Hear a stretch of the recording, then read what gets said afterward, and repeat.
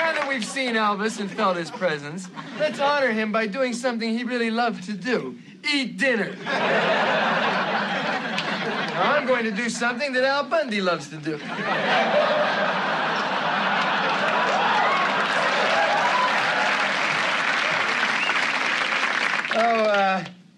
I'll let you know if I conjure up any superstars. Let's rock. Thanks, Dad. Can I get a whoopin'? Whoa, Bundy! No Man presents, live from the nudie bar, the Married with Children podcast.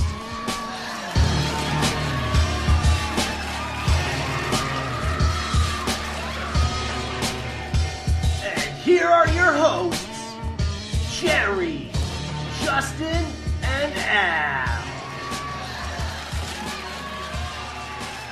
Good evening, ladies and gentlemen. This is Elvis Presley.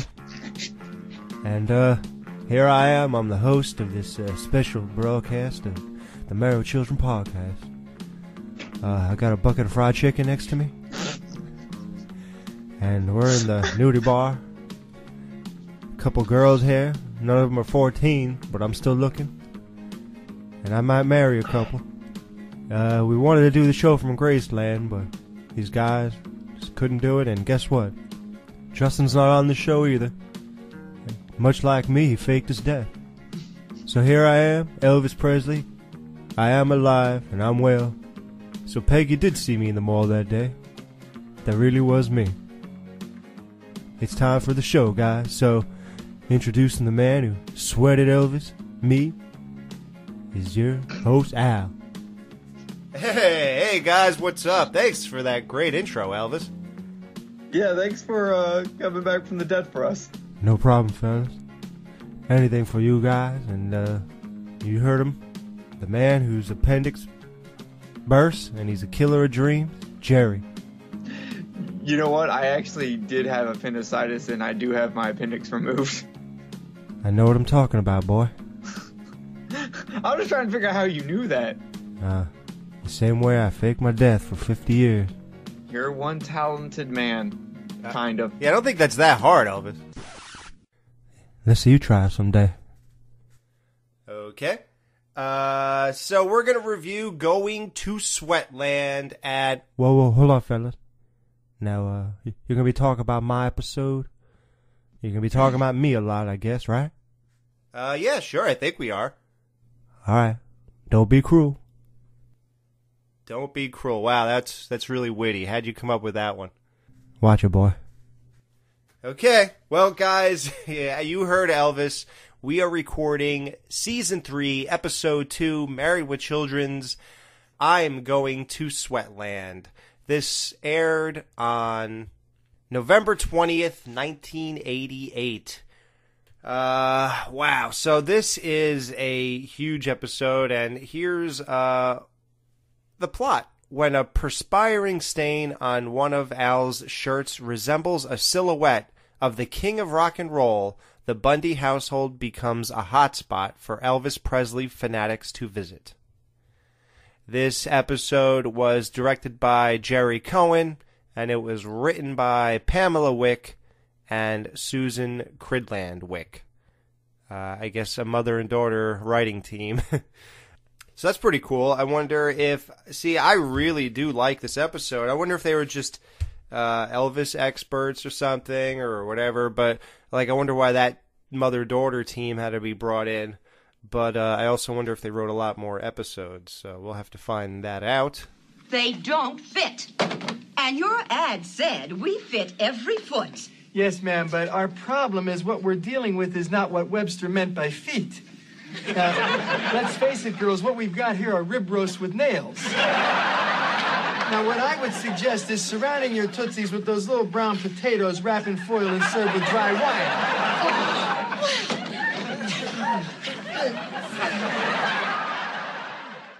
The way Webster defines feet, I actually, just for the fun of it, went on Webster something I forget what it says, but webstersomething.com, and I typed in feet so I can get the actual definition of feet to see what Webster defined feet as. And do you know that nothing comes up? Just synonyms and foot, and that's it? Really? Yeah. What? Hold up. Did you do something wrong? I wondered that, but by the time I had time to wonder, it was almost time for us to drive over to the nudie bar, so I had to leave the house. Oh, well, hold on. I have to look now. Yeah, well, while you're looking, now, one of you, when we were arguing about whether or not Peg throws it in Al's face that she wastes his money, this is like the one, we said that you were wrong because she always tries to hide the idea that she's buying things here and there.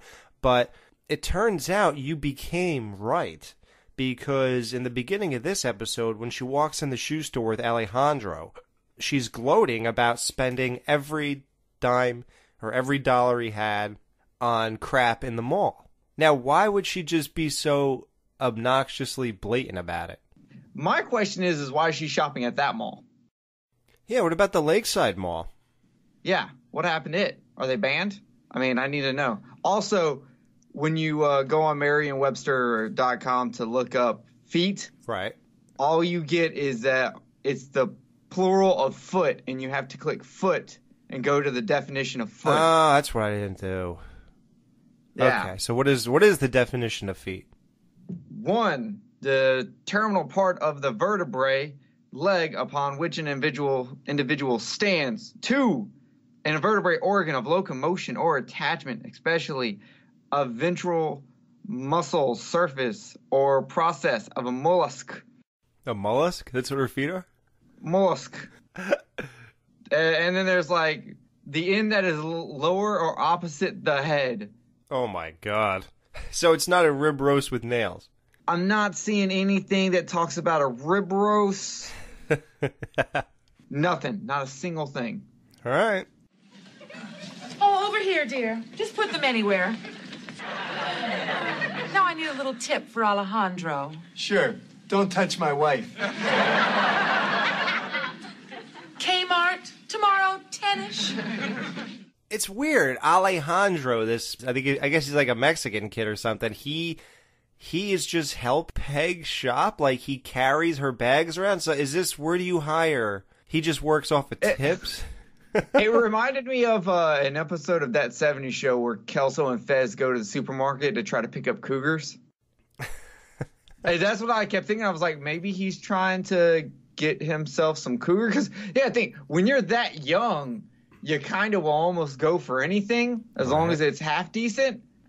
And, I mean, I thought Peggy, she looks better in the later end of the episode, but she was looking pretty good this episode.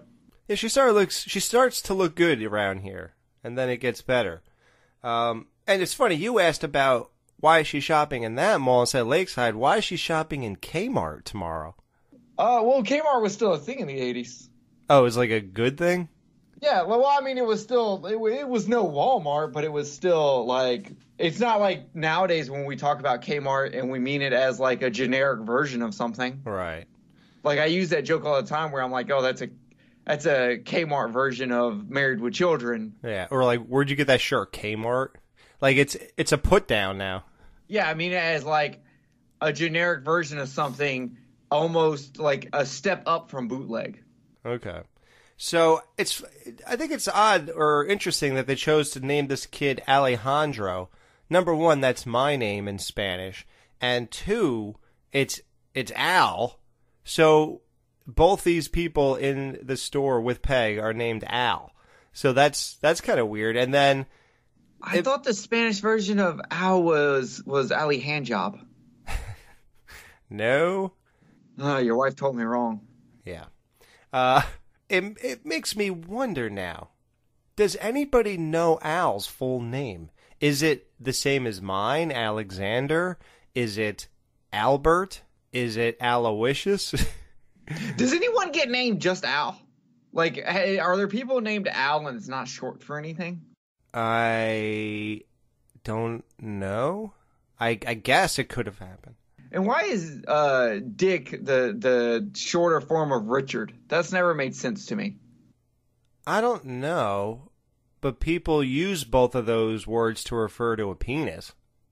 And like, why is Billy the short form of William? There's no B in William. I don't know. But I can't imagine somebody's named Al. Like, can you imagine two parents in a hospital room and they're holding the baby and they go, "Aw, let's name him Al." Now, the sad thing for Alejandro is that Peg never shows up that next day. So he's sitting in his car or however he got to Kmart the next day, waiting at the front door or maybe just in her favorite department and waiting for Peg to show up, and she never does because her life takes a huge spin. But before we get to that, Al begs Peg to do laundry. Peg, I understand your great need to shop. After all, you have to do something to break up that nothing you do at home. But you know, as I was vacuuming my shirt this morning, I said to myself, hey, I got a wife. I have to. Why else would I not care about my health? What's your point, Al? I don't have any clean shirts, Peg. Okay, Al. I'll do the wash. But first, give me some more money. I need quarters for the machine. Hey, you're not going to get me with that one twice. We own that machine. Peg, I'm serious. Look at this shirt. It doesn't show up in a mirror. Now go home, do the wash. Until then, you're cut off. Understand? No money. Yes, Al. Now, if you'll excuse me, the sun is setting and my shirt wants to party. I have to put these shoes away. You know, last year, the way Peg got the laundry done is she basically tricked Marcy into doing it by just saying her washer machine's broken for, what was it, like 16 days or something? Yeah. Yeah, and then, you know, Steve was tired of wearing his Nehru jacket, dressing like Disco Stew, so that was the end of that. So now we're back to not getting the clothes clean. You know, the grass stain is still on the back of Kelly's shirt. And now Al says, listen, my shirt won't show up in a mirror. He was vacuuming the shirt this morning, right? Is that what he said? Yeah. Oh my! When he said that, I thought of you, and I was instantly like, the shirt is a vampire. Dun dun dun dun dun dun. Saturday. Yep. She says, give me some money, give me quarters for the machine. He says, we own that machine. You're not going to get me with that one twice. That was a good one. Yeah. That was a funny line. I was like, I see you, Peg. I wish I could see the first time she did that to him and he paid her. I wish I could watch that happening. Like, I know there's so many, like, we talk about how lived in the show is. Right. And when they make jokes like this, I agree. I'm just like, I would love to see. Yeah, I want to watch it. Like how dumb do you have to be, Al, to think the machine you own at home takes quarters? Like, who's coming and unloading those quarters? Yeah, right. Like, where's it going then? Like, I know sometimes we're supposed to believe that Kelly got her dumbness from Peg, but there's a few instances where I'm like, I don't know, Al. I think you had a hand in this. You're going to get a lot. It's going to be, Kelly's dumbness will be very explained along the years. Peg says, okay, let's compromise. You give me money, and then you can get Chinese food on the way home. Like, how does that have anything to do with anything? Yeah, she is just not, like, I don't think she understands compromise. Now, yeah, she doesn't. So, Peg has a little bit of a sneezing fit and a cough. How did you feel about this? Her robbing Al's store? Yes, like, she could get Al straight up fired for this. Like, she could get arrested for this. She just straight up stole money from the register. It's not like they own the store. Right. Like, that was straight up theft. His register will be short, which basically means Al will have to pay out of his pocket to make it even Steven. So that is just not good for Al. I guess she just feels like I'm robbing from Al. When he counts the register at the end of the night, he'll know what he has to do, he'll do it, and just wonder where the money went, and that's it. You know, I don't know. That's dumb on both ends. Honey, I'm going to go home now and think about doing your laundry. Oh, excuse me, ma'am. Where's the pharmacy? Thank you, ma'am.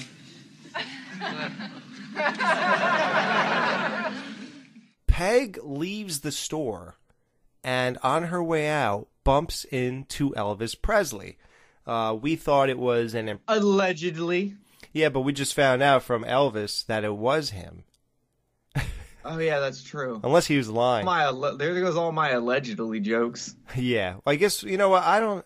Listen, he's talking to some young girls in the back.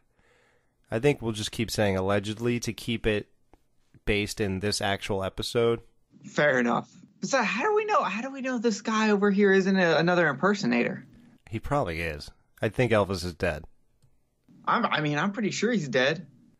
Well, let's get into that after Marcy and Peg speak to each other, because then we could start exploring this madness. So at this point, Peg bumps into Elvis. He goes, excuse me, ma'am, do you know where the pharmacy is? I don't know what joke. Maybe, I think the joke is that he's going to go get more pills or something, because Elvis is a big drug addict at his later years of life. So I think that the pharmacy joke is that he's going to get some pharmaceutical meds. Like, I don't know exactly what he was on, Percocet, Valium, Vicodins. I'm not really sure what he was into, but he was absolutely on drugs in his later years. So I think that's what that reference is. And then, so she just points because she's so starstruck. Now, why Peg didn't just think she bumped into an Elvis impersonator and laugh, I don't know. Instead, she was totally enamored by it. She was just totally buying it. Okay, so one on the pill thing, I do think that's what they were going for. Though I do think he could have also asked, "Hey, where's like the sandwich shop?" And it would have been just as funny. Right, they went dark with that one. Yeah, and I honestly wish they would have went the sandwich way, just because with the pharmacy, I'm like, so what fake name are you getting that under? Wouldn't you, like, have the money? Because, like, after death, he's still making, like, $350 million. Like, that's what his net worth is, still. Really? Yeah, he's the richest dead person alive. Like, because you know how, because, like, one, he's had multiple albums come out after his death. Graceland's still going as a tourist attraction. His family keeps a tight leash on that money. Well, you asked about what name would he use at the pharmacy. Alejandro? No. The fake name that Elvis actually used when he used to go to hotels and such was John Burroughs. That's what he went for years. And then I think somebody figured that out, and then he had to change it. So that's what he would have used at the pharmacy. How did you even find that out? I just did some research for this week's show. Okay. The documentaries and stuff. Yeah, I watched like 3 different ones. Oh, okay, because I was going to say, I'm like, I don't feel like that's just something you read on a Wikipedia page. No. Okay. And then so I was just like, wouldn't he have people that would just go get his drugs for him? Well, he has enough money to do that. But here's my thing, like, why? Because I realize why Peg doesn't think this is an impersonator. Because if it was an impersonator, would an impersonator still be speaking like Elvis? Oh yeah. When you think so? You ever see that? I think there's like one famous guy, but there's probably a couple Michael Jackson people too, and they do that whole, "Hi, how are you, man? Can you show me where the..." And he could actually ask the same question. Wow, your Elvis impersonation is terrible. No, I'm doing Michael Jackson now. Oh, I thought that was your Elvis one. I was like, Jesus, Alex. No, I don't do Elvis impersonations. Okay, good, because if it's anything like your Michael Jackson one, it's terrible. Well, he would be like, "Hi, ma'am, could you show me where the pharmacy is?" That and he could ask the same question because he's also on drugs. So it's weird that the king of rock and roll and the king of pop, and was Whitney Houston the queen of anything? If you're talking about queen of R&B, it would be between her or Tina Turner. Is Tina Turner on drugs? Everyone's on drugs. We are all on drugs, yeah. I'm not, for the record, people. I'm admitting nothing. Al, guess what I just saw? A mother with her children? Al, I just saw Elvis. Elvis who, Peg? You know, Elvis Costello. Yeah. Yeah. I like how, but that's amazing though. Think about that. When people, you could literally say a first name and there are billions of people named that name. Yet when you say that name, you know who it is. Isn't that amazing? Like you couldn't say Michael. The most you could probably do, the only way that relates maybe is if you say, I thought I was going to get killed by Jason. You could say that and people would know what that means worldwide most likely. You know, maybe not every, I don't know. Yeah, because there's a few you could do last names and it works. Like, hey, man, do you listen to Cash? Like, obviously, I'm talking about Johnny Cash. I would have to think about that for a second, though. Oh, really? I would think you're talking about a band, maybe, yeah. Oh, okay, yeah, I get that. But you're right. With Elvis, you just say that one name. Right, and he had two names. For example, if you said Madonna, well, of course everybody knows what that is, but that's only because, did she have a last name? No, Madonna's just the stage name. Right, and Cher, like nobody knows. I mean, I'm sure she has a last name. I think I knew one time. I don't know now, but that doesn't count either because it was always just Cher. Prince was just Prince. Or a symbol. Yeah, if you showed them hold up a piece of paper, did you listen to this? Elvis Presley, the king, the pelvis. Now, when Peg says she has to describe Elvis to Al, she says, come on, Al, you know, the king, the pelvis. Now, Elvis's nickname, when he started out, was Elvis the Pelvis because it was a very controversial thing that he was making that sexual gesture, I suppose grinding his hips into a girl or bumping into, like, whatever he sort of was doing with that pelvis type of dance. They nicknamed him that, and he said that is the most immature thing he's ever heard come out of an adult's mouth. He was completely against being called Elvis. Wasn't he married to a 14-year-old? I'm pretty sure he'd seen something immature come out of her mouth. Yes, he was. And that's why Elvis probably said that earlier. He saw some young girls or whatever. Like, that's what he's into. Like, he literally went to the parents of Priscilla and asked if he could have her. And the parents willingly gave their daughter to Elvis at 14. Yeah, see, I don't know if that's good parenting or bad parenting. In the short term, that's terrible parenting. In the long term, your kid's set for life. Right. So it's almost like a double-edged sword. Right. Exactly.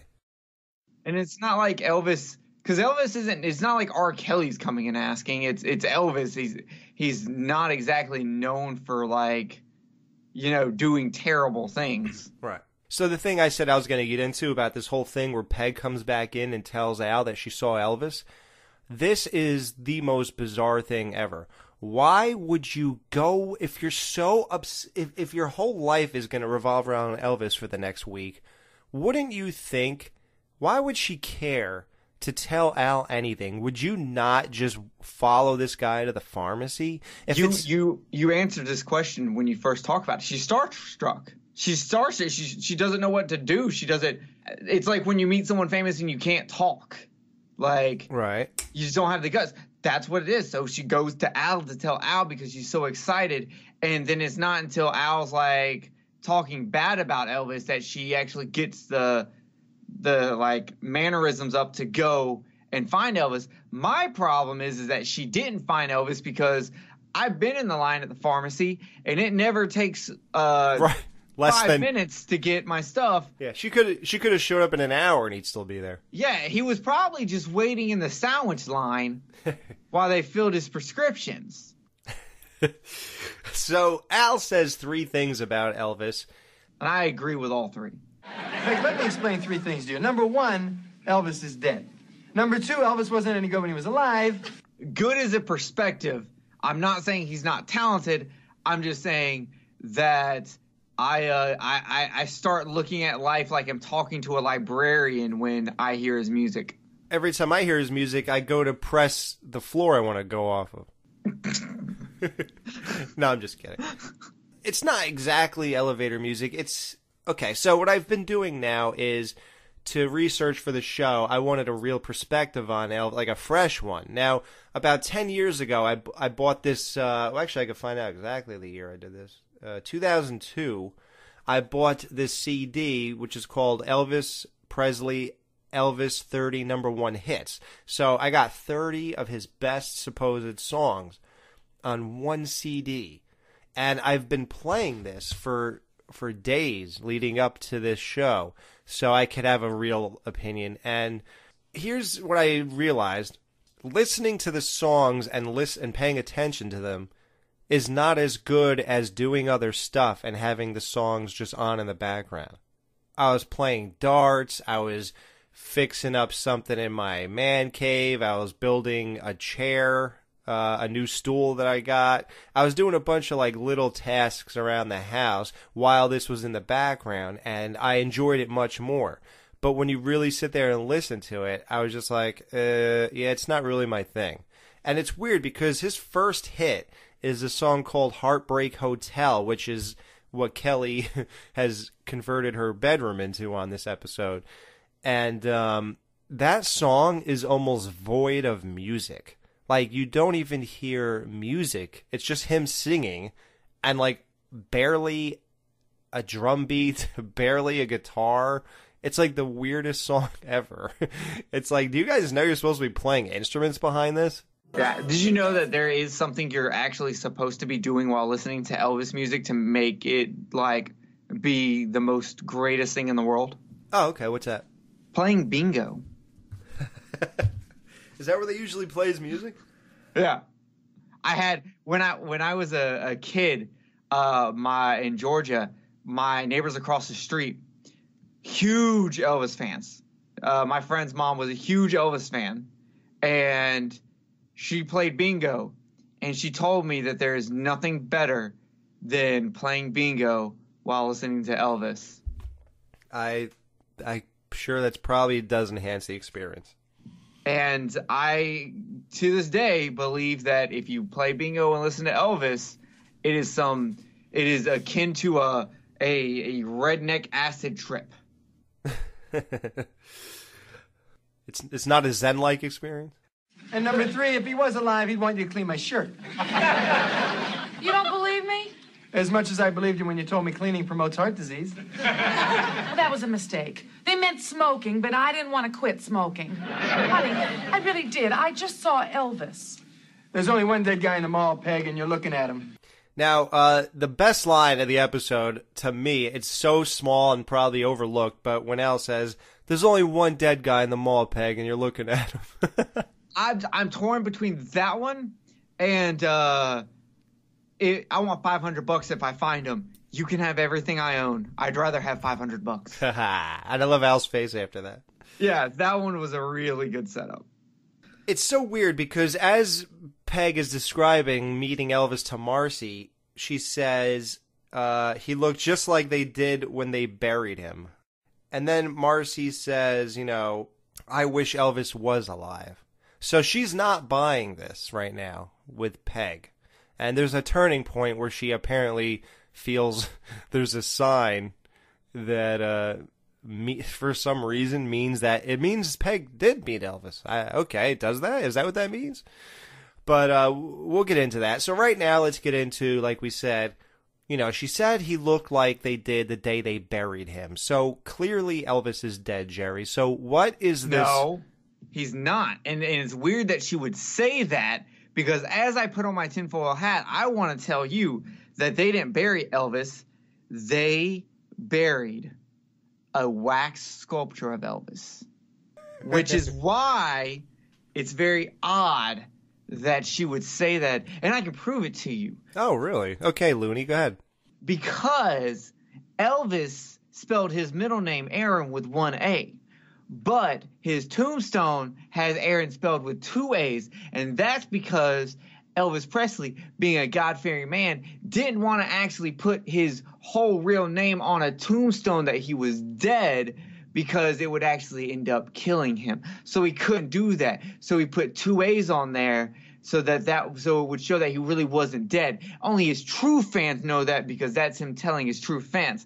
Plus, 3 months after he was supposedly buried, there was a picture that was taken of him sitting in Graceland, the mansion. It was taken, you can see clearly through the window, and Kodak themselves, that's right, Kodak, the people behind the Kodak camera, said that the picture was not altered or tampered with at all. And it for sure was not an Elvis impersonator, because Elvis impersonators weren't around 3 months after he was dead, as far as I know. Is this the picture of him crouched at that door and all you see is his head right above, and it looks like he's sitting on the floor basically because that's how low he is to the ground? Yes, he was sitting in a what we like to call a lowrider, and he was very much leaned back because certain pills just kind of give you that relaxing feel. Now, we're going to post this picture on our Facebook group page, Married with Children Podcast group page. Just so everybody knows. So, but wait, there's another picture. There's another picture that happened 6 months after this, where Muhammad Ali was giving an interview announcing that he had Parkinson's disease, and you can clearly see Elvis in the background. Going back to Elvis Presley's actual death, the autopsy, the reason for death given was irregular heartbeat. Now, irregular heartbeat can only be diagnosed while someone is alive. And then the father of Elvis Presley made the autopsy secret. So we haven't even seen the autopsy, the original autopsy, because it's not going to come out until 2027. Now, here's the thing. In 1994, the autopsy was reopened, and it was said that he died of a heart attack. Most likely related. Now, I'm saying most likely to buckets of fried chicken. Well, most likely to a drug-related experience, which is why his dad did not want to make it public. But this is all just a cover-up put out to give us we just didn't want people to know he did drugs because, no one had a fucking clue that he was doing drugs at the time. So they put this out in 1994 so that people would start going back into believing that he was dead because too many people were catching on and getting woke on the subject. And a lot of people, my last thing I'll say on this, a lot of people like to claim that most of the sightings of Elvis are most likely Elvis impersonators. You see them everywhere. You can't go to Las Vegas or watch a TV show like Sons of Anarchy without seeing an Elvis impersonator. Bobby Elvis. I'm not saying that Elvis is alive in an episode of Married with Children, and Katie Seagal, who plays Peggy, who met Elvis, also knows someone who's an Elvis impersonator in another show that she's on, and this isn't all like hints that Elvis is actually alive set up by the Illuminati. Oh, yeah. I'm not saying that at all. I'm just putting it out there that there are Elvis impersonators out there, but there were not Elvis impersonators in 3 months to 6 months after he was dead.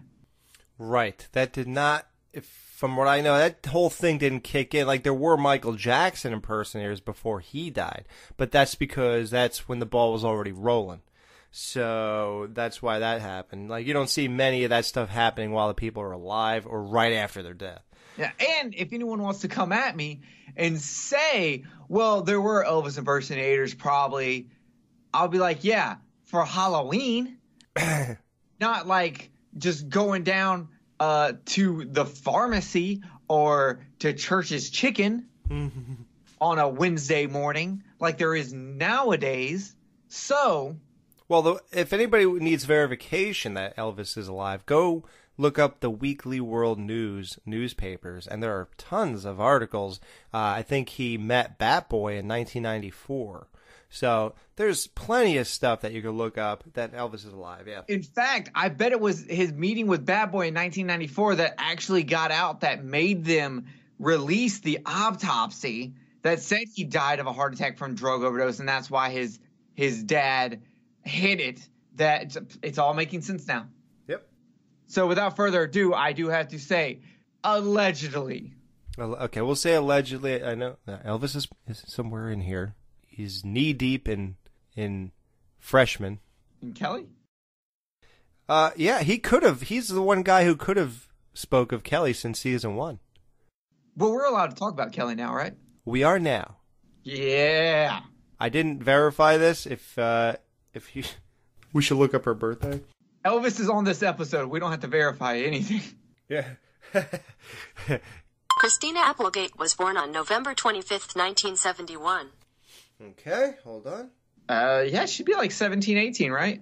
Okay, so she's 17 in 1988, and she'll be, and this is November 88, so we're allowed to talk about a 17-year-old, I suppose, but we could hold off 1 or 2 more episodes if you feel more comfortable about talking about an 18-year-old. I think it's more what our audience will feel comfortable with, so we'll wait at least another episode. Okay. Another episode or 2. Now, Marcy describes Elvis. She's been to Graceland. And Graceland is, when she says, I've been to Graceland, what that means is Elvis had an estate. You know, he didn't live, on a normal block. There weren't houses on each side of his house like us. He lived in sort of the same thing John Lennon used to live in. If you see the movie Imagine, it's a house in the middle of nowhere. Now, this whole Graceland thing, people visit Graceland every single day of the year. It was closed for a little while, and then they reopened it. It is the second most visited house in the United States of America, only second to the White House. Right, Jerry. It is the second most visited, and the site was listed in the National Register of Historic Places on November 7th, 1991, and declared a National Historic Landmark on March 27th, 2006. So it is a big deal, guys. This whole thing is big. So, Marcy's been there, and she's been to Vegas. That's where Elvis kind of, when his career, his career was not going as well. I give him a pass for that because nobody stays relevant in music beyond their first 5 years or so. Think about all your favorite bands. They were in the top 40 or whatever. They all had these hits. Their first and second albums were always their biggest ones. And after that, there's just new people that come in and they just don't continue. They don't have that staying power. But back then, you had a better chance at it, though. The Beatles were relevant for a lot longer than bands are today, and I think Elvis was too. But by the time he started wearing those bizarre jumpsuits with the wings or the cape on the back and stuff, that was like only his fans were really listening at that point, unless he had a song that was so good that it went back to the radio. Is him then was like Britney Spears now. She was big in 98 and stuff, and then now she has a song here and there, but only her real fans are still going to those concerts. It's the same concept. I wanted to say, too, did you notice that Marcy was wearing, blue pants and a blue shirt? That was very reminiscent of, this blue jumpsuit Elvis used to wear. And I wonder if that's why they dressed her like that. It could be. I could definitely see them doing something like that. I mean, because I feel like Peggy's outfit she wears when all the Elvis fans shows up is very, the gold and red is very Elvis. Yeah. I'm telling you, Marcy, I saw him. Look, Peggy, a lot of people think they saw Elvis. He was an idol, a sex symbol. And with men what they are today, is it any wonder we look to the dead for a little excitement? Believe me, Peggy, no one wishes you were alive more than I do. I've been to Graceland. I saw him in Vegas. His buns alive with magic. His voice pulsing through me, reaching my secret places. His hips undulating, swirling, grinding, driving his essence into my very soul again and again. Faster and faster until...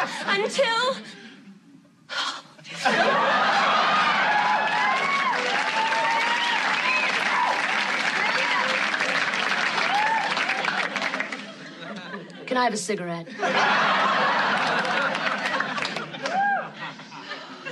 Anyhow, what I'm saying here is Elvis is dead, and we should get on with our lives. Oh, God.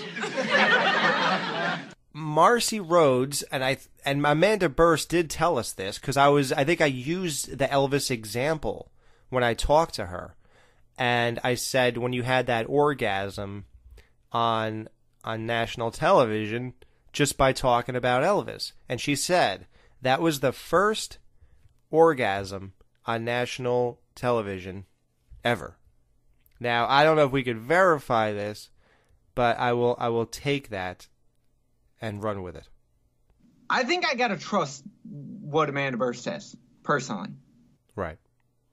I agree. I will go ahead and trust that. One of the other best lines in this episode is when she's describing how, just how amazing Elvis is and everything, and then she said, but Steve's just as good, and they both burst out laughing. Yes. I also want to talk about the camera shot here. We do not get a lot of tracking camera shots in this show. We have a lot of like just straightforward shots. Rarely does the camera move. And in this one, we get a wonderful camera shot where they move from the table they go from the table to the washer and dryer and then out into the living room. And the camera just kind of pulls back and pulls away and moves with them. And I just want to say, like, it stuck out to me because you don't see that in shows, in television shows at the time. Right.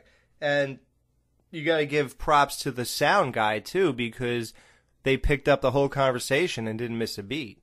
Yeah, and I did not see one boom mic. Right, and I'm sure the boom mics were all strategically placed and they had marks on the floor so that they didn't say anything until they got to that mark and they know they'd be heard well again. Then maybe during the laughing transition, they were able to travel with that or whatever. But yeah, everybody did good. They hit their mark. Remember, it's live audience stuff too, so they don't get to do a sound over or anything. Yeah, or chop it between scenes and say, okay, well, it's sort of live. So it turns out, they're checking all the laundry. Peg can't believe how clean the clothes are. And again, it's weird that Marcy's doing her laundry again. And Peg is treating it like it's this weird event. Like, wow, look how clean. You could use them over and over again. And it's like, well, yeah, Peg, we just kind of did this a couple months ago. And again, it's weird because first, she wasn't doing the laundry because the washer machine was broken. Then they won a new one on How Do I Love Thee. And now she's just not doing the laundry because she just doesn't feel like it. Well, I almost wonder, like, part of me wants to go, it's just them writing in jokes and they don't care. And there's another part of me that's just like, is Peg playing up to Marcy's ego here? Like, oh, you're so wonderful, Marcy. I can't believe you can do this. You're teaching me so much.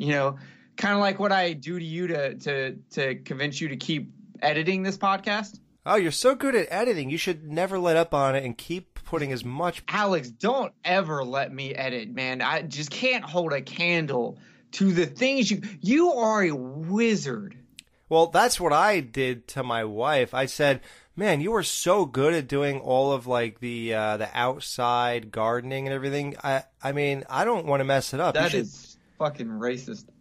I said, you should just keep doing it because if I do it, I will completely mess it up.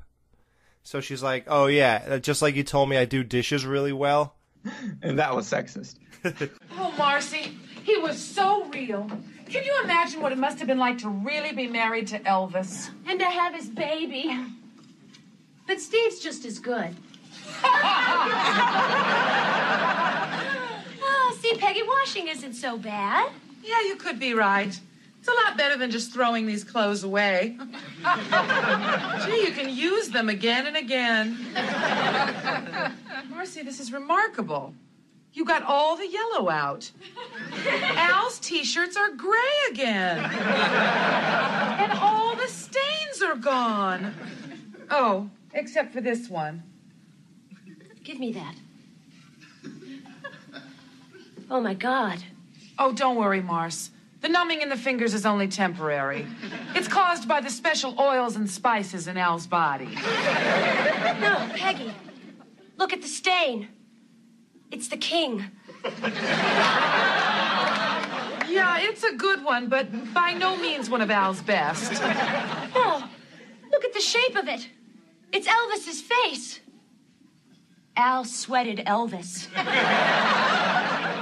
It does look like him. It is him. It's a sign. You did see Elvis. You've been chosen. Elvis is alive in Al's underwear. Poor Elvis. First Vegas and now this. So it turns out Al sweated Elvis. Now, be honest, when they first lifted that shirt, did you notice the stain and realize where they were going with this? No, I saw the stain. I thought it was a shirt. I thought it was one of Kelly's shirts. Like a design? Yeah, like it was a design. And I thought they were like, oh, how did Kelly's shirt get in here? I'm like, oh, are the kids finally going to show up this episode? Yeah. Yeah, right. So Al made an image with sweat, and it resembled the side profile of Elvis Presley. And then Marcy decides that it's a sign, and it means that Peg really did see Elvis in the mall. How do you make that leap? Why would Al sweating Elvis mean that? Well, I mean, think of it. What if you had ran into Tupac, and you're like, whoa, that was Tupac. No, that wasn't Tupac. But then you get home. Right. And you go and get in your car and you turn on your car and the first song that plays is Tupac. Yeah. On the radio. Would you not immediately go, that's just the way it is? It's exactly like, I mean, that wasn't Tupac, but, oh wait, no, that was Tupac. Ah, wow, you're slipping, boy. I am slipping. I like Biggie more than Tupac. I listen to more Biggie. But yeah, like when you sit there and go, it's like the world is telling me that was Tupac. I need to go try to find him. No, I actually buy into it. I'm down. So it turns out Elvis is alive in Al's underwear. Yeah, I don't know why they used that, because I guess that was supposed to be an undershirt. Yeah, like a gray undershirt. Now, another great line is when Al comes home and then they want to check for more Elvis sweat stains. So she goes, Al, quick, raise your arms. Al, quick, lower them. It's death, but no one we know. Yeah, that was real. Like, I gotta say, also the acting in this episode was like, so I almost want to say better than an average episode. Like, oh yeah, it was really spot on. Just like this show, we're going clearly more all out than any other one. I mean, this is probably going to be our biggest show of all time. We're already clearly going into the hour mark. Not yet. We're probably at 50 or so minutes. I have a broken watch, so I couldn't verify this. But this is a big episode on all accounts. Elvis is trying to contact Peg, they believe. So the episode is just full of great lines, like Al saying, now let's honor him by doing what he loved to do, eat dinner. Now, is that one of the best lines, or is it just a better overall scene when Al says, "You want to see Elvis? I'll show you Elvis." Oh my God, that was good. And then him going, and now I'm going to go do what I love to do. Yeah. I'll let you know if I conjure up any famous people. Any superstars, yeah. Yeah. Like, it's just so good. It's the thing about this episode that I think makes it stand out. We have episodes where it's just zinger after zinger, line after line of just really funny dialogue. Where it's just punchline after punchline after punchline. But in this episode, it doesn't feel like it's punchline after punchline after punchline. It feels more like woven in, structured very well, paced very well, because it's not joke after joke after joke. In fact, some of the times, the thing is there is no punchline. Right. It's just the delivery of the dialogue is so spot on. That's what is the magic of this season 4 and 5. The style of humor and the quality is so beyond anything. And this episode is a prime example. Every little thing is great. It's hard to even comprehend how great this show is from this point. Like I said, we're gonna have a great time for the next year and a half or whatever that this adds up to. Now, the next scene, they decide to capitalize on this. You know, Marcy says, I'm going to call my Elvis fan club hotline, and they may send a representative. Which they never did. We never got like a representative in, which I thought was weird that they used, like they made it like that was the big thing that was going to kick off the thing. Right. They let them run this themselves. Yeah, they were just like, we'll let people know, but we'll give them your address and stuff, and people will show up, but we're not going to show up. And it's weird because in 1988, it ain't like they could have said, yeah, okay, we'll post this on our website. Like, how did people know? And it's almost like this all just happened. Like, for example, it's not like they could send out, okay, we'll mention it in our next newsletter, you know, like our monthly newsletter that we send to the fan club. It almost seems like the next day everybody was there. So how could that? It does seem like the next day. I'm assuming they had to have like maybe a day or something. Maybe they were like, maybe when they called, they told Marcy, all right, Marcy, we're going to start making calls to the members that are closest to your area to let them know. So be ready. Because I was thinking like, maybe this is one of those fan clubs where you pay a monthly fee to be in it. Oh, yeah. Or a yearly fee to be in it. Mm-hmm. So they actually have, like, people hired that would make those phone calls. Right. They actually have a point to you paying them. Yeah. They have they provide a service. The wine stocks, they said that the lady in Michigan? Yeah, let's just say that for now. Or Wisconsin, one of the two. Who saw Elvis and her eggs was much nicer. Now, what it seems like is that these nut jobs just spend all their time traveling to the latest Elvis sighting. At the very end, they saw Elvis in Ohio buying quarter-inch lug nuts at Willie's Hardware. We have no idea where these people live. I don't know how far away Chicago is from the place that the previous sighting was at, but we can assume that this fan club will let you know within like a 3 tri-state area, or maybe even larger. It could be, hey, if they show up anywhere in the southeast, I want to know about it. Northeast, north. They could have, I want to know every like sighting period. You know, maybe they pay a VIP membership. I just found the other place, the place in the eggs was Denver. So I'm looking at Denver right now. Denver and Chicago is pretty far. Well, Ohio's pretty close to Chicago. It's only one state in between is Indiana. Yeah. So you can drive. Like, that's my thing. If you can drive there in a 2-day span, you're on this list. You know what I'm saying? Well, then that's what it is.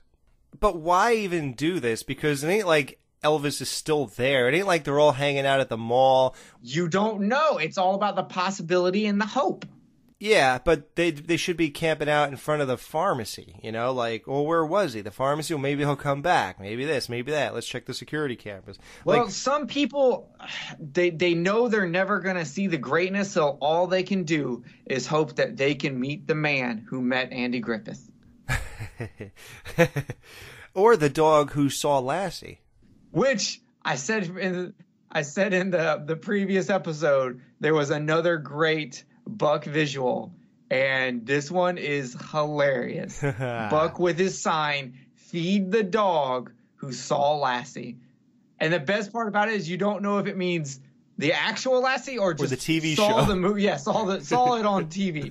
This dog was in the room while we were watching Lassie once. Right. His eyes faced the TV for a second while we were watching that. So now a really cool idea is that they had that shirt with the sweat stain on it, like on a sort of like a mannequin type cutout thing, and then you could put your arms in the same direction and put your head right above the collar and take pictures. That's pretty cool. I like that.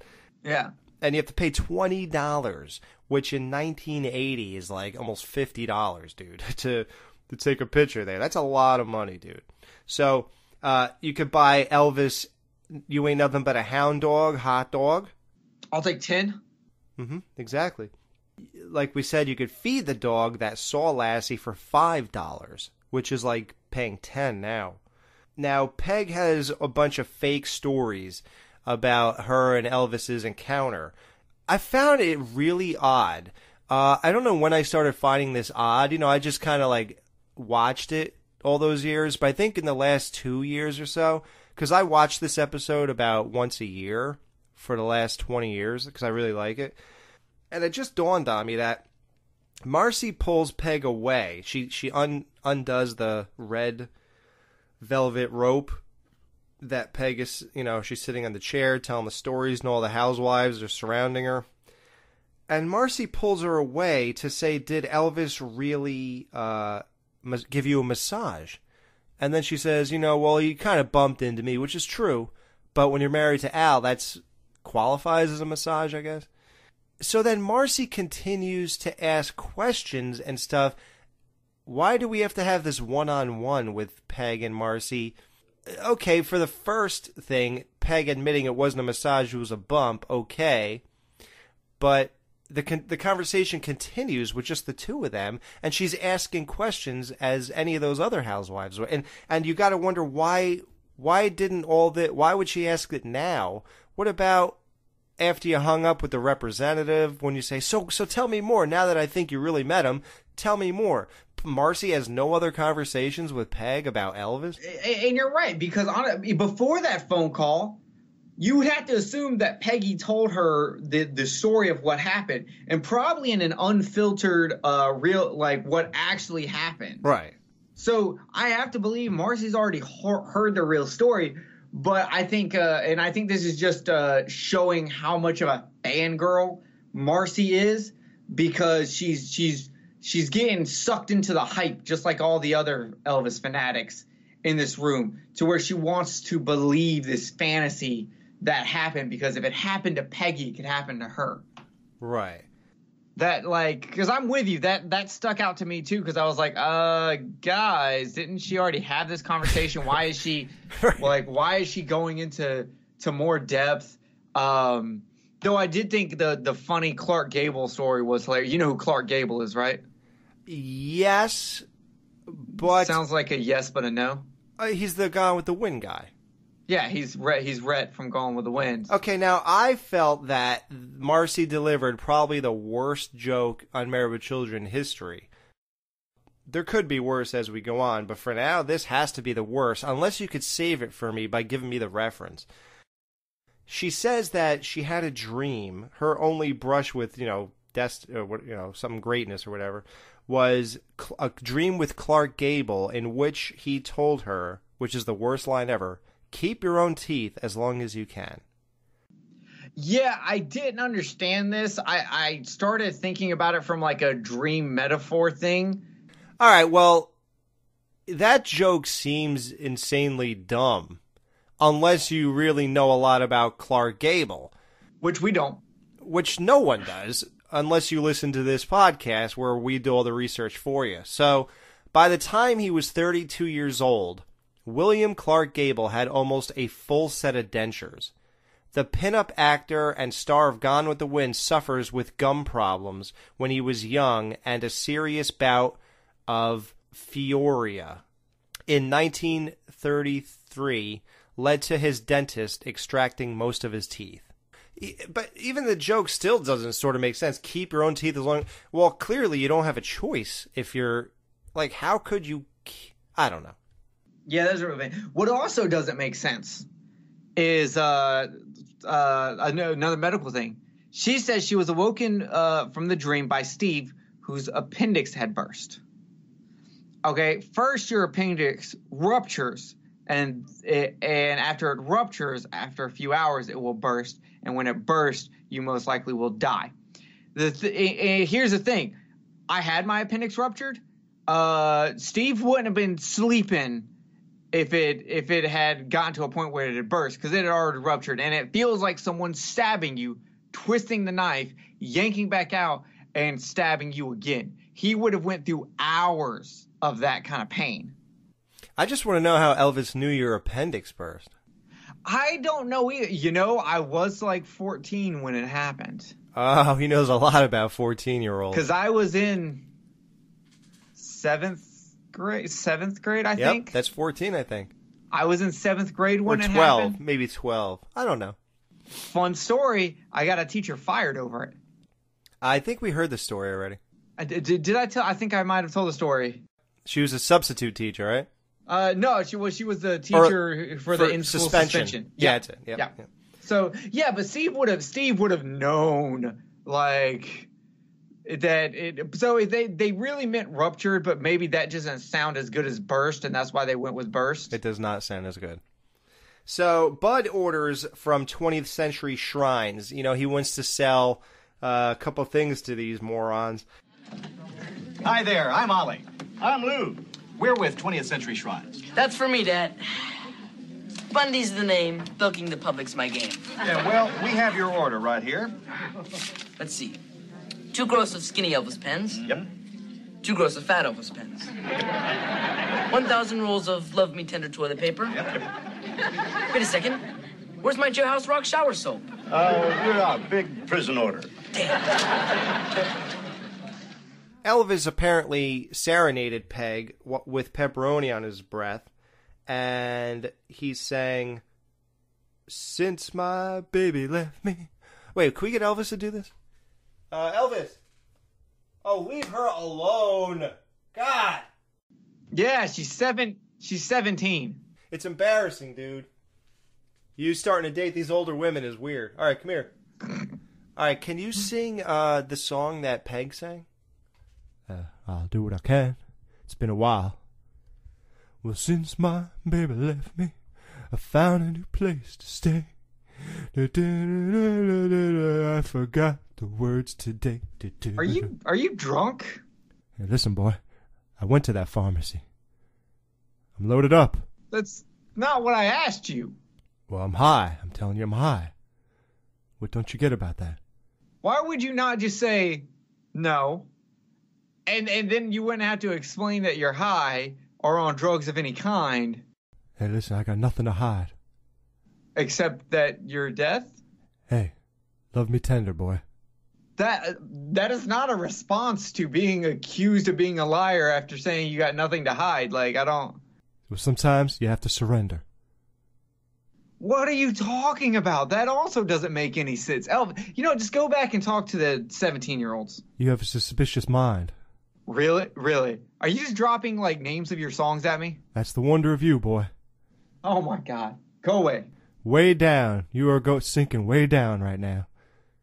Oh, my God. Listen, I got these drugs in the ghetto. Hey, have you seen the impersonation Al did of you? She's not you. All right, Elvis, enough with the name drop. I mean, come on. All right, we know your songs. Oh, God. God, that was annoying.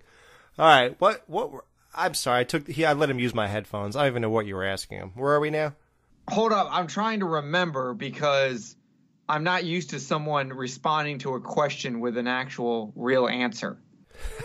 The kids are making money off hardworking morons. Right. And then a bunch of Elvis impersonators show up.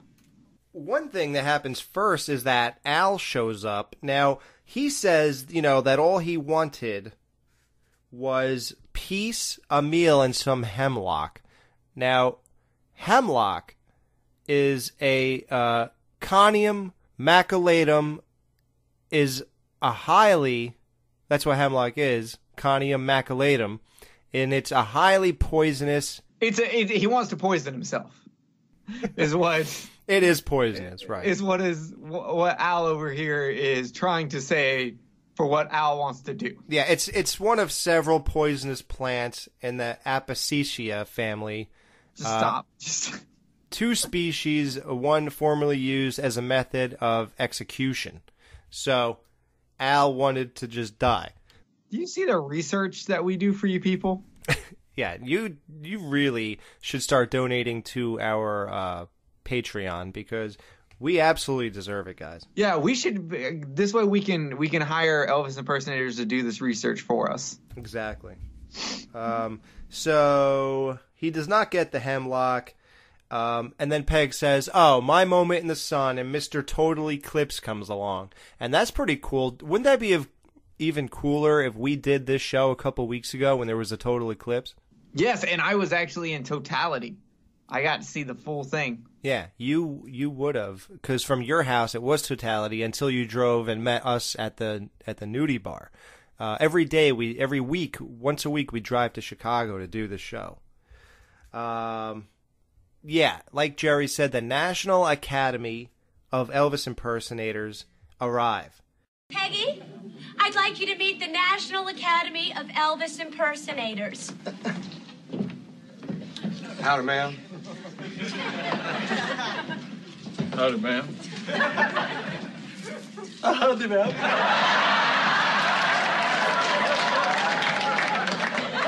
Howdy, ma'am. Howdy, ma'am.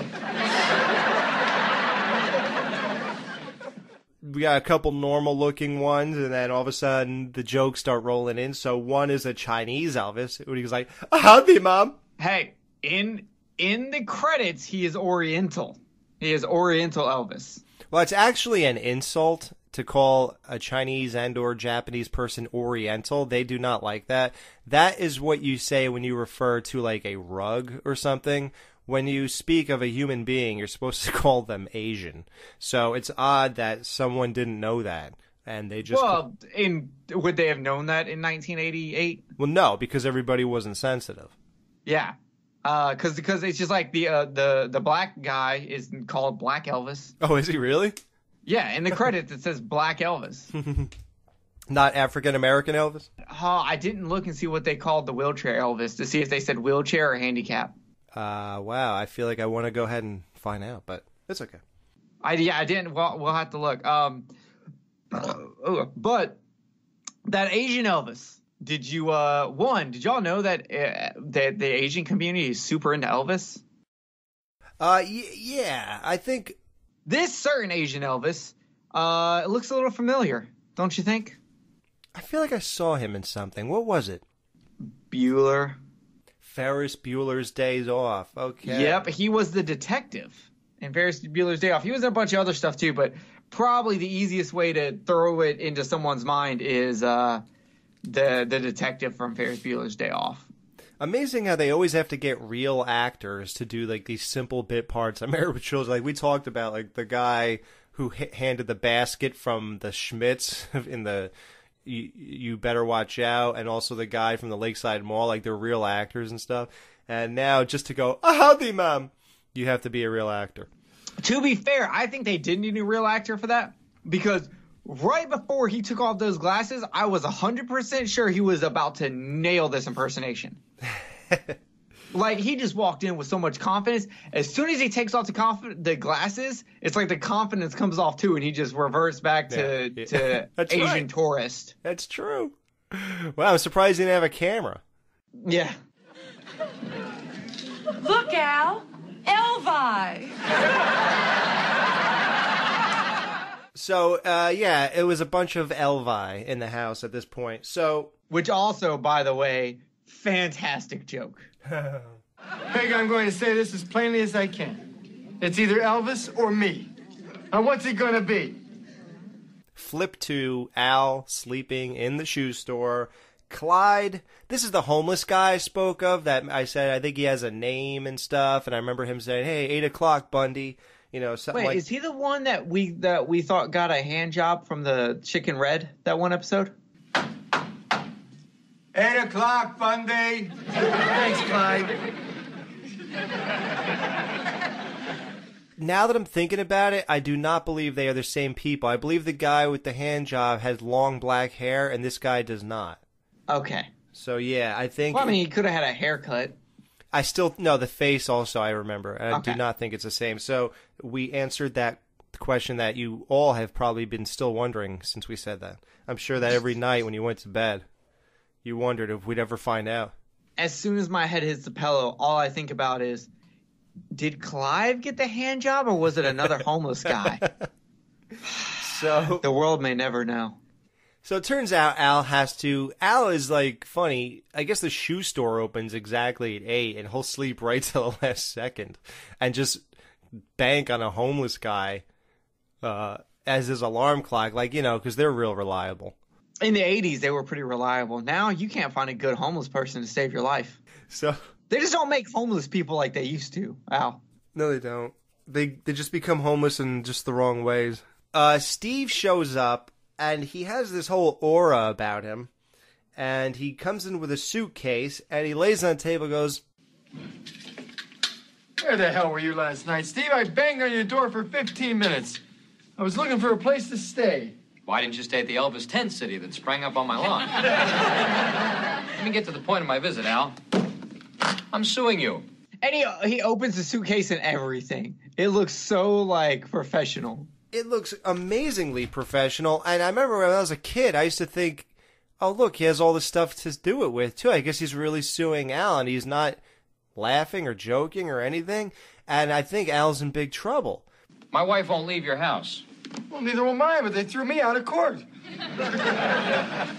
This Elvis thing is ruining my life. I used to have a wife that enjoyed my company. We'd come home from work, we'd talk, we'd laugh, we'd share little banking anecdotes. That was before your wife and your sweat stain ruined my life. What is Steve doing exactly? You know, he says he's suing him because his wife won't leave his house, and eventually he comes back down to earth and just starts chit-chatting with Al, and he's not angry at Al in particular. He's not really suing Al, but the whole way he did that is amazing. Like, I totally believed it. And you know, I 100% think Steve, on the way over there, was thinking about how he was going to talk to Al about this whole time, came up with this funny joke, decided he was going to sell it. Like, he was like, I'm going 100%. I'm going to open up a suitcase and everything. It'll be hilarious to see Al's face. And it didn't go the way Steve thought it would. No, it really worked. And I even feel bad about examining it on our show here. It's almost like I'm picking it apart or trying to take away from it. And I shouldn't, because it was really great. But I do have to wonder, like, what did he get when he opened that suitcase? Like, what? I don't know. See, I think he was just selling the joke. Like, and that's it, right? Yeah. Real world Steve was selling the joke to his friend Al, and it just failed. I've done that before where I'm like, I'm going to commit to this joke. There's going to be a physical part to it. It's going to be great. And then it's going to be hilarious. And then I do it and just crickets. Well, Al didn't react to that aspect at all. He said, Steve, if it was up to me, you'd have your wife back and mine. Somebody wants to give Steve his wife too. Hey, I'm just throwing it out there. If you had a chance to have a threesome with Marcy and Peggy, are you turning that down? 1988, Marcy and Peggy. No. I'll do it. Okay, that's all I'm saying. I mean, I'd take it. Yeah, why not? Now Marcy's at your house, and it's pretty difficult to discuss supply-side economics with a woman who's riding on the shoulders of a black man singing Viva Las Vegas. I want to see that scene. Why couldn't we film that scene? Could somebody who's amazing at Photoshop, can you get a picture of Marcy possibly sitting in a couch or something, or sitting down in a chair, and somehow crop that out? And when that black Elvis impersonator walks in the house, get a good shot of him and then crop her onto his shoulders so we could sort of visualize what that would look like? Yes, please. If someone can do this, I will love them forever. So what's your beef, Steve? I want my wife back. Steve, if it was up to me, you'd have your wife back. And mine, too. But it's not up to me. Our women have gone insane. And I've learned, much like when they're shopping, sick, or horny, best to stay out of their way. Why is it only women see Elvis? Men at least see UFOs, something useful for mankind. Well, I think we see UFOs because we have to. It's the only way we can get out of here. The only thing that keeps me going is thinking one day a spaceship will land. Hopefully on garbage day. Then, a gorgeous Martian with 3 big hooters comes out and says, I can't speak, I have no parents, and I have no idea what good sex is. Hop aboard my planet, Sue Planet. And that's some flawed writing. The Martian will say to Al, I can't speak.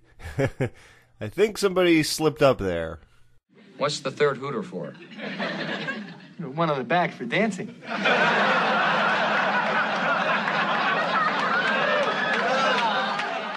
Now, this show predates Total Recall with Arnold Schwarzenegger, so when they make the joke, a Martian with 3 Hooters, that is completely original.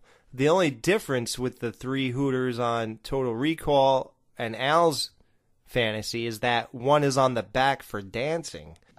Which do you prefer? Do you want 3 titties in the front or 2 titties in the front, 1 on the back? One going down a girl's spine. I just don't see that as appealing. Well, but think about if you're hitting it doggy style. Yeah, but just staring at one boob flopping around while I'm doing that is just, I don't know if I'd enjoy that. Okay, valid point. Yeah, and I don't know if it'll look right and you look up and there's the back, a back of a head with long hair. I don't know. I'd have to try it to tell you. If you can Photoshop, no, I'm just kidding. Yeah, if anybody could Photoshop a porno. Yeah, I wish I was a low-life con man like my kids so I could make some money off this. Give yourself some credit, Al. You're low enough. You're just not smart enough. Thanks. Oh, come on, I'm not telling you anything that Peggy hasn't told Marcy and Marcy hasn't told me 1,000 times. Point is, why should everyone make money off your sweat but you? And me.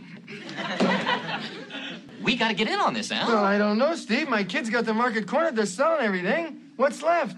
I mean, what really says Elvis? And then they just look around. They're in a shoe store, and it occurs to Al, which is technically a great idea, blue suede shoes. I had to Google this. I didn't get it. I was like, oh, really? I was like, does he do like a matching like outfit of blue suede, and you just can't sell blue shade jackets because you work at a shoe store, so you just do shoes? But then I Googled it, and it's a song. Yeah, blue suede shoes is like, you could do anything but lay off of my blue suede shoes. You can do anything but lay off of my blue suede shoes? Yeah, like you could do all these bad things, but don't step on my blue suede shoes or something like that. He literally really did steal everything from black people, didn't he? Everything was, well, that's what Elvis was. He was a white guy who just stole black music.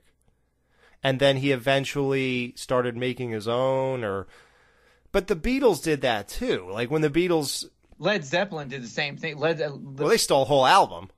Yeah, they stole whole albums. They were just constantly just retaking other stuff, turning it into their own version of it and selling it. So, like, it's not like it was uncommon, but Elvis is one of the first probably like big names to do it and get famous off of it. Oh yeah, he's the biggest name to ever steal black music. That's true. If you, oddly enough, blue suede shoes, and I think I might have done this before I even started this podcast, I probably looked it up to see if Al and Steve had anything there. So I looked up blue suede shoes on the internet, and I did it again, I believe, this time around. And it's not really a thing. You can't find them all over eBay or anything or anything like that. Like, it's not popular. No one's really buying blue suede shoes. They do exist, but it's not, I didn't find them in abundance. Now, did I go to these Elvis fanatic websites? No, not really. So I guess they could be somewhere, but it just wasn't as big as I thought it might be. Yeah, you should have went to the Elvi market. Get your blue suede shoe.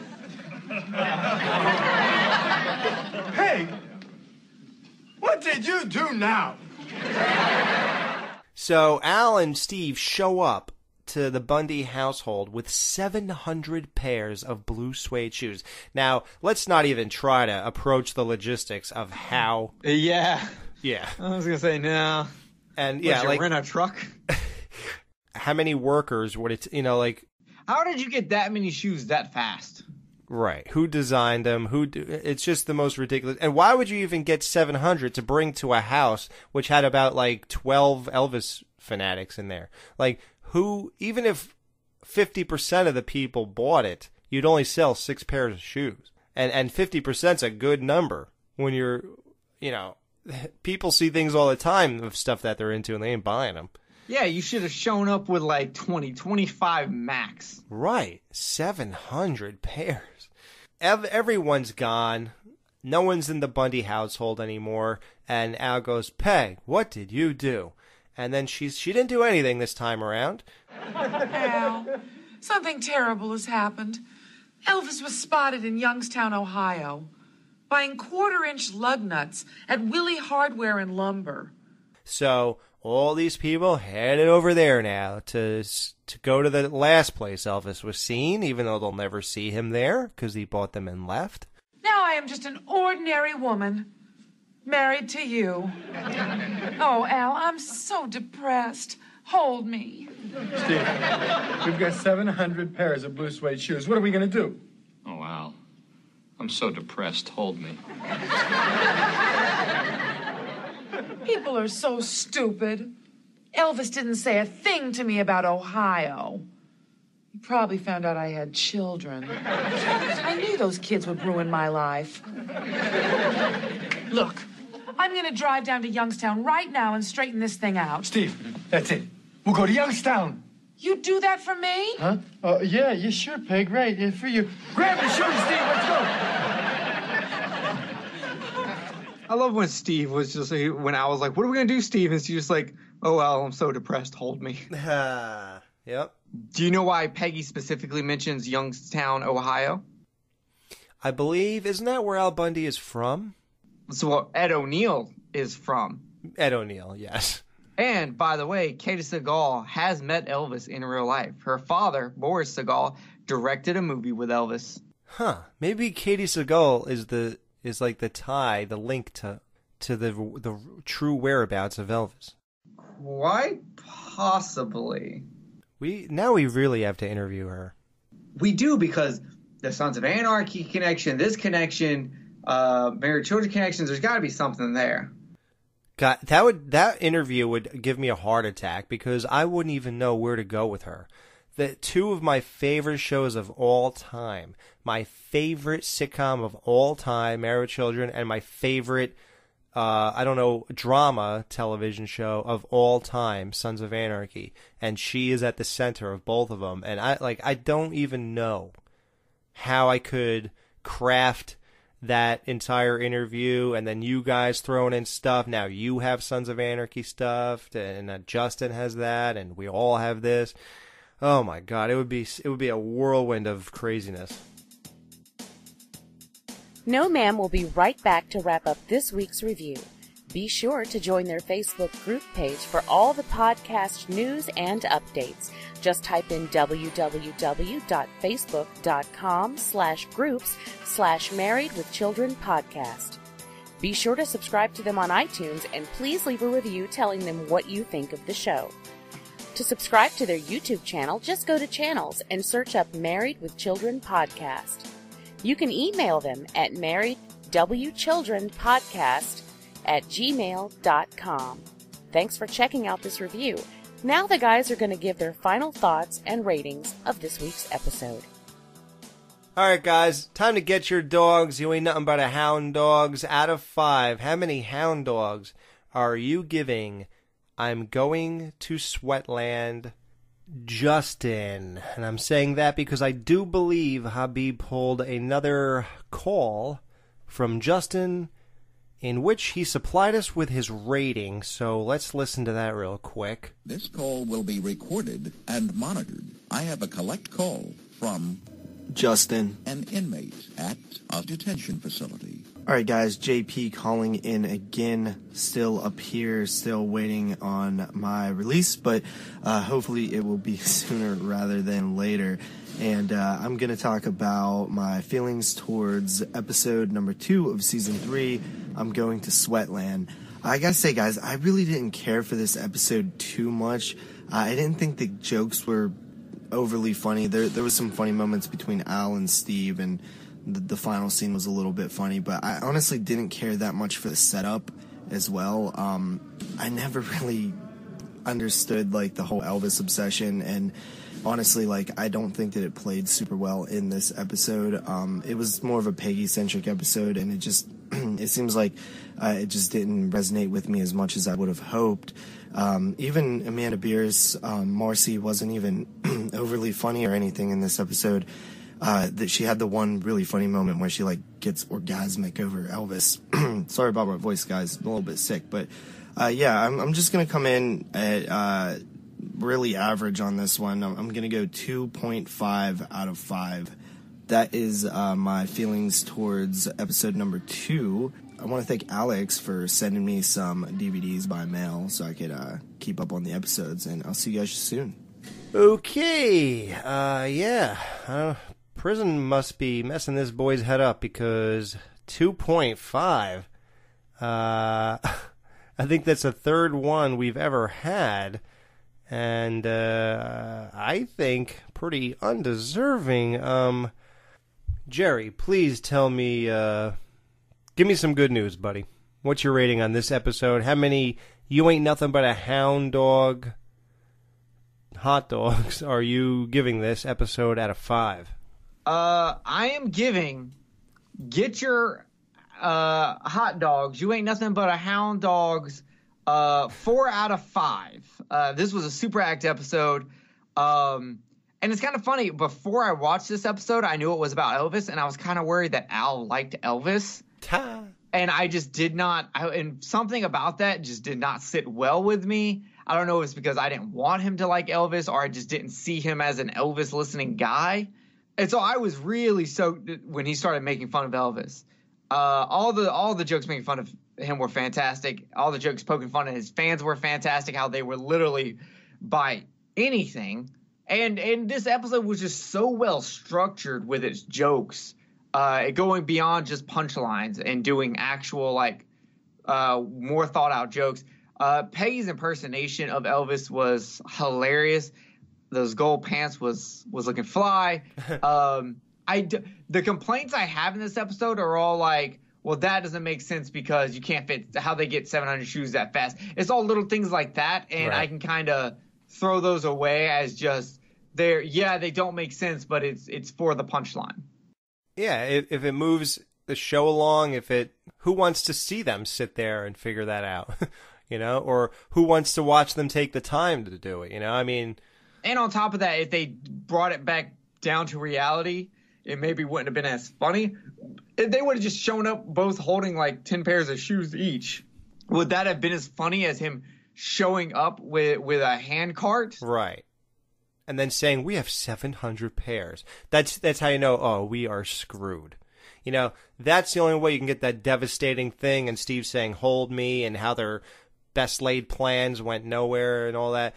That's the only way that could pay off. I mean, I would have even taken 200 or 300.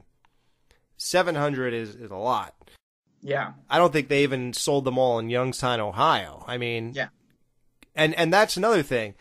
This is that kind of a weird ending to this episode. They just leave. And it's cool because, oh, wait, we figured it out. Let's go there and just sell them. And then, so you wonder, did Al and Steve succeed? How did this all work out? Did they sell all the shoes? Did they meet up? Did they get to Youngstown?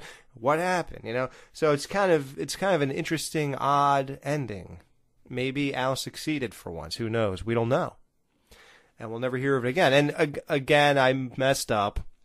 Forgot to tell you guys that the title of this episode, I'm Going to Sweatland, is obviously, I'm sure you figured out by our description earlier, it's obviously a play on Graceland, the name of Elvis's estate, Graceland. I'm going to Graceland, as we normally say. I have to wonder in the writer's room, who was so what should we do for an episode? Okay, guys, what if Elvis is still alive? Now follow me. And Peggy ran into him, but then she got a sign from God because of a sweat stain from one of Al's shirts. And it's perfect. Something nasty and raunchy of Al, something. Yeah, and someone in there was make it happen. This sounds amazing. I would watch that, make it happen. So, yeah. Great rating, 4 out of 5. I give this a 5 out of 5. This is just perfection to me. It's one of those amazingly structured things where All the writing within is all super great, all funny. I laugh out loud to this day. It's just amazing. It's iconic. Even as a kid, this occurred to me. Just like a perfect Married with Children. I mean, the last two, the library book and this one, just perfection. This is exactly why I watch the show. Very, very strong season opening. Oh, God. Yeah, these two, I mean, people back then must be like, okay, I'm along for the ride. Let's go. So when does this come out, every day or every week? Set your VCRs. Let's do this. So yeah, these are just two strong, great starts to season 3, Married with Children. This is one of those rare reviews where I feel like I said everything during the review that I could say now to tell you why I think it's a 5 out of 5. So I think I said it all. Everything we described has been great. So there's really nothing left to say, and Jerry said anything extra. So that's it, guys. 5 out of 5 for me. I'm going to Sweatland. It is great. And real quick before we get out of here, guys, Alex dropped a line earlier in the show talking about our Patreon. We do have a Patreon. It's still a work in progress because it's hard.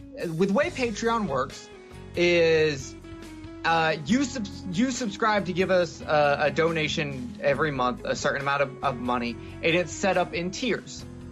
And the higher the tier, the better the reward. Now, for a show like ours, we can't do a lot of the rewards that other podcasts do. We can't have you request a movie for us to watch or review because we're doing Married with Children episodes and we're doing it in a very specific order. So we are working on fun things we can do, and we do have one idea that we think would be a really, really fun Patreon exclusive, which means it would not come out on our normal feed, and it would only be for those who want to donate. And it would just be something bonus, because we will always give you this show as it is, us doing the reviews for the series. It's always going to be there. We're always going to give it to you. But if you want us to do some extra content, if you want us to do some bonus stuff, then we're going to do that. And here's the idea. What we want to do is once a month put out a bonus show for Patreon that will be every month y'all picking an episode that we have already reviewed. That's the key. Already reviewed. We'll put up like a poll every month, and the winner of that poll will be the episode that we do a commentary over, which means we will sit down and do a commentary track over the actual episode. Half, kind of making fun of stuff, and half, going back into some things that maybe we missed, or some things that we just want to get into a little bit deeper. And so you'll get like a 25 to 30 minute commentary, because we'll probably go a little bit before the episode starts and a little bit after the episode ends. And we will give you a commentary track. And it will just be, we'll put up hey guys, out of the first 5 episodes, which one do you want to see us do? We'll put up a poll. Whichever one wins, we'll do that episode. And that right now is the big perk that we're going to put up and that we're going to have up there. And we will have some others as we go on and figure out stuff. We post in the Facebook group, how would y'all feel if we did a review of Hondo? We might end up turning something like that as a Patreon perk, where we review Hondo, or we review another Ed O'Neill movie, or another Katie Seagal movie, or we maybe dig into some of their other works, stuff like that. Maybe we do a live hangout or something, and me and Alex get together to do a live event for y'all to come and check out. And if you have ideas for what you want to see us do, let us know. And if it's something that we think we can do, we certainly will. Because as y'all know, we do other projects. JP does 9 different podcasts. I do one other. Alex does one other until it ends in October, and then I cry. I will probably cry just as much over that as I will when Steve leaves Married with Children. So Alex will actually end up having more time because Alex actually wants to dedicate most of his time to Married with Children podcast. for his hobby time, right, so to speak. I want this to be my focus, like my all attention goes here. He's not quitting his job or leaving his wife or anything. So we can do other stuff like that. We can, if you have ideas, let us know. And just be patient as we get the Patreon rolling. By the time this episode comes out, there will at least be that commentary tier up, and maybe another tier, something like that. And we'll use the money to buy Tang and Ed O'Neill movies, and honestly, things to keep Alex focused on editing and making more episodes. Because Alex, like, just quickly, tell us how long it takes you, like, and in a little bit of detail, to actually edit a Married with Children podcast. Well, here's the one thing I did want to actually say. Like, for the people who are going to, like, what's the minimum they could donate a month? $1. And the dollar would just be like, hey, here's $1. Right. Go get some juicy fruit on me. Thank you. Right. It's a thank you. It's a nice pat on the back, and we appreciate it. Yeah. Now, listen, I was thinking tier 1, you know, the dollar thing. If you guys want to donate $1 to $5 a month or whatever, like, let's just say 1 to 5 or 1 to 3, whatever you want, whatever you can do. If you do that, basically that tier is basically just you contributing to the show in general because you realize what goes into this. Now, think about this. You're getting a weekly show. Every single week a podcast is released, which is absolutely unheard of. I know it sounds like a normal thing, but it's really not. So think about this. Let's just say this one episode. I'm going to Sweatland episode. It takes about 2 hours to do all the research. If you watch documentaries like I did, it could take up to 5 hours to do it. Listening to that music, some of it took time. A lot of it I was doing during other stuff. Watching the episode is like 30 minutes.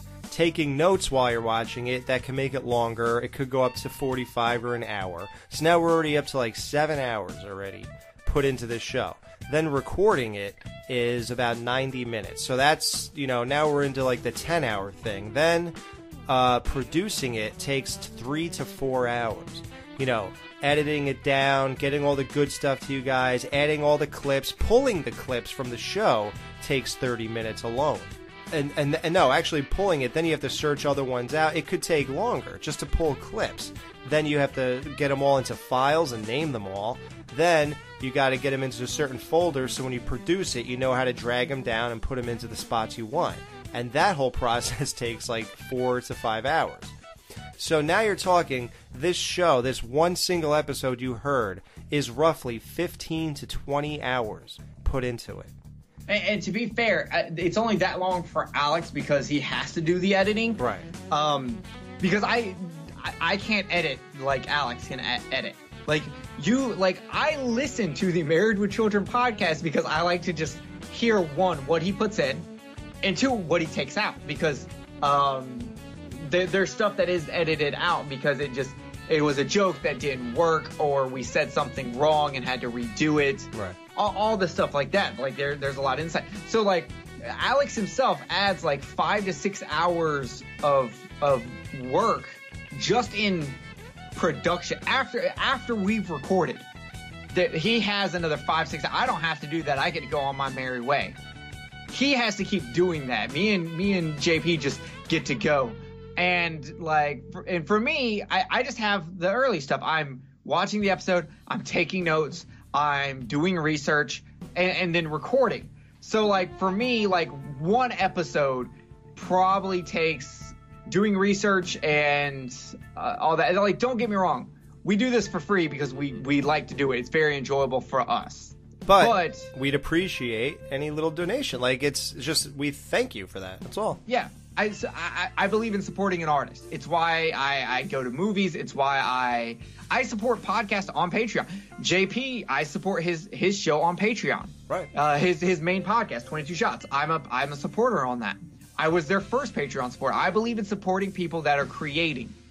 Yes, they can do it for free. But I do feel like if you're going to do something and you want to say, hey, I'm not demanding it, but if you want to give me some money, I'll give you some extra content. I see nothing wrong with that. If you have a problem with us doing that, I'm sorry. You're still getting the main show. It's not like we're taking anything away from you. We're just going to offer some extra content to those who like the show enough to go, you know what? I want to buy Al a beer. And they can. Pretty much. Like, it's basically like having a donate button in the old, you know, like a PayPal donate button. That's all it is. You know, you're still getting the show. You're still getting everything for free. You're just saying, you know what, guys, I really appreciate the hard work you do. Yeah, I'll donate, you know, $2, $3 a month. I don't care. That's fine. I think it's worth it. And we can do special things for you. Do you want to see Alex review that comic book series? We can make that happen. Yeah, I got all the 7 comic books of Married with Children. We might get together, and one tier might be some kind of special project will come out once a month. Like, you'll have the commentary, which will be a different tier, and then there will be another tier that is special project. 1 month, that could be Alex reviewing the comic book series. The next one could be me talking for 30 minutes about how great Steve is. You don't know. Yeah. You know, it could be us eating a Tang sandwich. I think they'll pay you not to do that. You can pay me to stay on the show after Steve leaves, is what you can do. But we're open to ideas. You think there's something funny we should do? Let us know. Do you want us to talk about Tang Wipe? The Tang Wipe? Do you want us to talk about the Hondo? Do you want us to talk about the reality of what happens when a family tries to jump off a building together? Yeah, we'll get examples of other people who've tried this, and we'll tell you how that really panned out. Yeah, exactly. I just want to hit that Patreon. I know this has already been a long episode, guys. So thank you for listening. Thank you for joining us. Thank you if you want to donate to the Patreon. And even if you don't want to donate to the Patreon, thank you for retweeting us, hanging out with us in the Facebook group, liking the stuff we're doing, sharing it to your friends, talking about it. Shout out to Australia, because Married with Children is so huge in Australia, and I would have never have known that had we not started this podcast. Yeah. So, guys, tune in next week as we review Polk High. I'll tell you now, Kelly just didn't know that it was Polk. She thought it was Poke. That's where they got that name from. A young football player named Matt from Polk High, where Kelly and Bud go to school, is threatening 2 Bundy records. One held by Al for the most touchdowns in one season, and the other by Kelly for refusing her advances. So, Kelly resorts to becoming a cheerleader for Polk's team in order to catch Matt's attention during a big season-ending game. I am already excited for this episode. I have not seen this episode, and I've heard about it, and I've specifically been waiting to get that first watch in for the podcast. I cannot wait to watch this. Yeah, it's awesome. All right, guys, see you next week. And Elvis, you want to give any parting words? Oh, God. Can you take the fried chicken out of your mouth, dude? I mean, come on. I know you haven't performed in like 50 years, but you are a professional, aren't you? Oh, all right, so, oh my God, some people are so uptight. You gotta become a country folk like me. All right, Elvis, just say something without quoting any of your songs or whatever. Just say goodbye to everybody. Well, guys, I just want to say to all listeners out there, I think these boys did a fine job reviewing my episode, and when I listen to the Married Children podcast, I can't help falling in love. All right, I told you not to do that.